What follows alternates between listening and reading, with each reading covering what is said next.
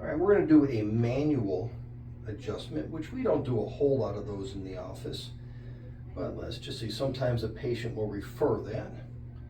That's your normal left side right there. Okay. So we're just going to do a typical rotary break, a basic manual adjustment for the neck. You ready? Mm-hmm. Just a little bit. We'll try one more. I don't think this one's going to go, but we'll give it a little impulse anyway. No, we'll just go with the first one.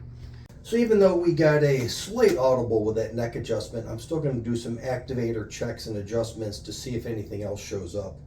I found that a lot of times after a manual adjustment, more detailed analysis will still reveal subluxations at different levels, including the neck. So I'm just going to start at the bottom and work my way up. And if you have not seen our other videos, the technique that we primarily use here is activator methods, and which is based on leg length inequalities. So we do a whole system of leg checks combined with pressing on different parts of the spine and having the patients do isolation tests. And we look for slight changes in the leg lengths, and that tells me what's out of alignment and in what direction. But so far, that pelvis looks pretty good. Nancy, squeeze your knees together and relax. Okay, let's bring your left hand on your low back. Bring it back down, other arm low back. 4. And keep that arm up there if you would. Okay, bring it down. When Nancy brought her right arm on the low back, there was a slight change in the leg lengths, and that tells me that the L4 vertebrae needs to be adjusted. And L4 is right across from the iliac crest.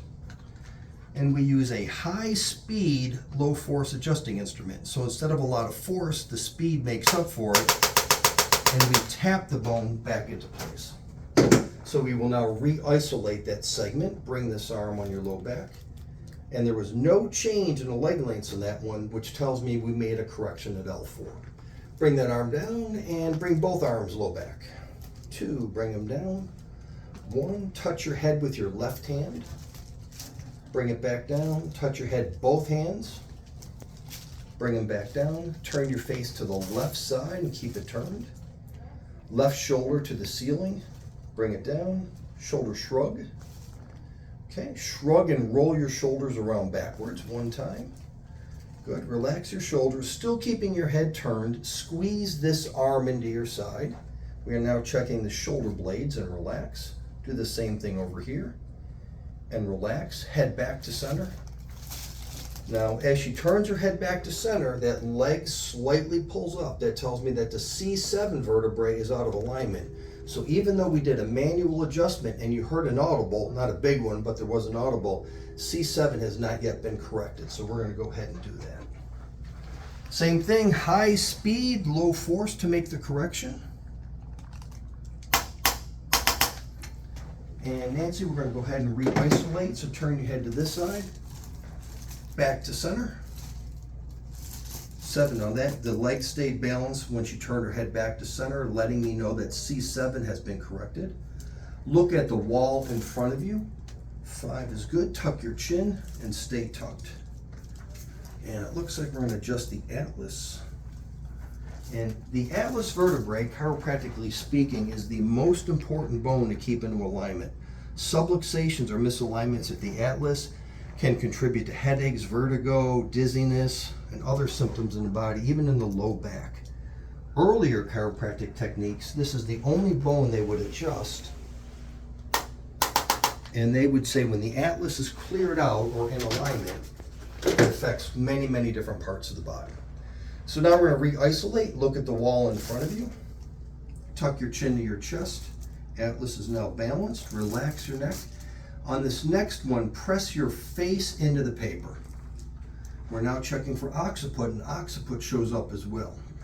So it looks like we have a posterior occiput on the left-hand side, and that just means the base of the skull has shifted backwards on the left. We are putting this on a very low setting. Another area that oftentimes will show up with headaches and neck pain.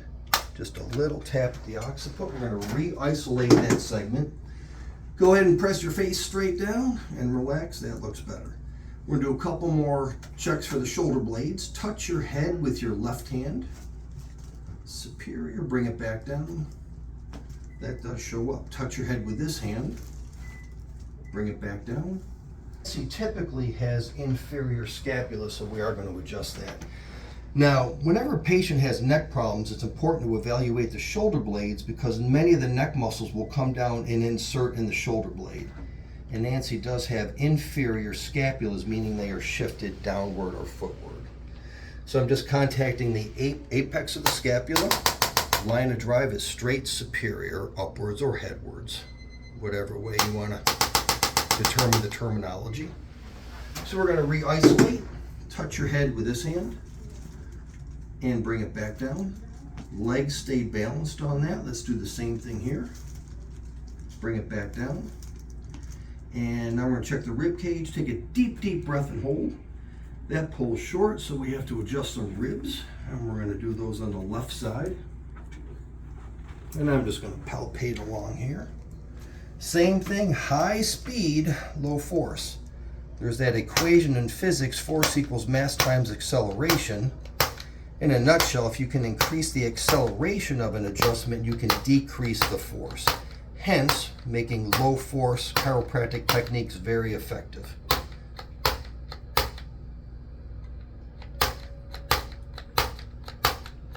Okay, we're going to re-isolate that rib cage. Take a deep, deep breath and hold. And the legs stay balanced. Nancy, anything else you want to take a closer look at? No, that's it. Okay, we're all set. Thanks for watching.